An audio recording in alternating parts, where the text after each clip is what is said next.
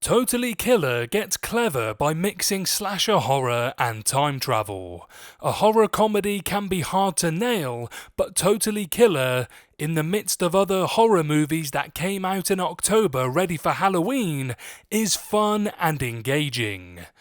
Let me know in the comment section if you've seen Totally Killer and what you thought of it. But before another underrated masked up slasher decides to hunt me down,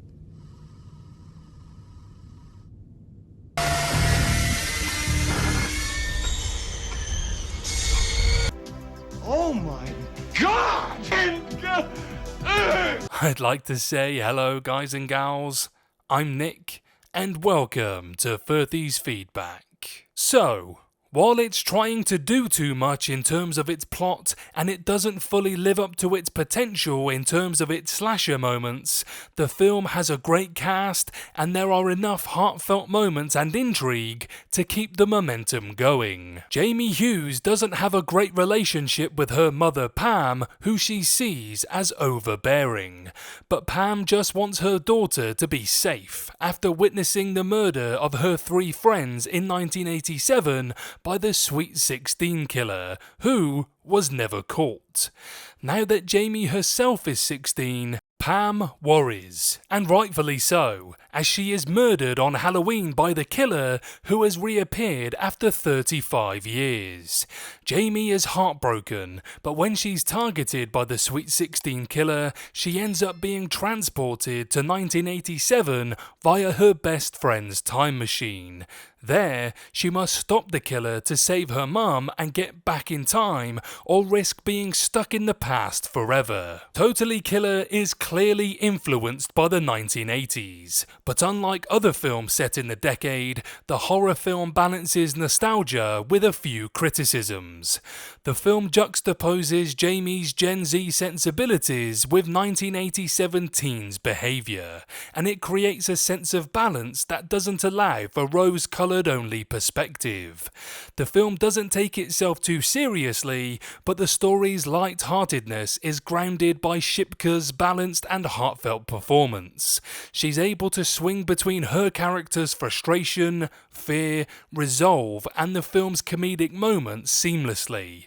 Shipka plays Jamie with determination, bringing a tremendous amount of heart to a role that could have been lesser in someone else's hands. The film's references are great. Totally Killer is clearly influenced by Back to the Future and Scream, and though it's not as strong as either movie on its own, it has a lot of fun with the sci-fi and slasher elements.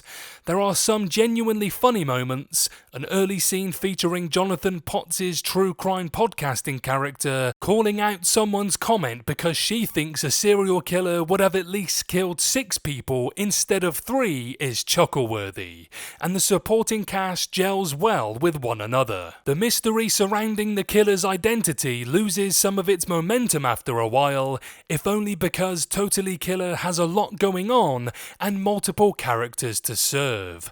But that doesn't make it any less appealing. Khan's film knows exactly what it's trying to be, and that allows it the space to play around a bit with its premise, delivering a kooky, if not necessarily spooky, and endearing final product.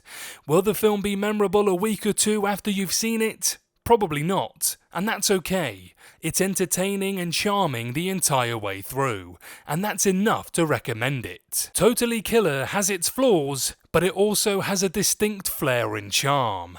The film's comedy is self-aware and witty, even if not all the comedic elements work, and there's a love of the 80s that isn't overshadowed by attempts to emulate it without question. It also keeps its time travel rules basic, so we're not sitting around trying to figure it all out.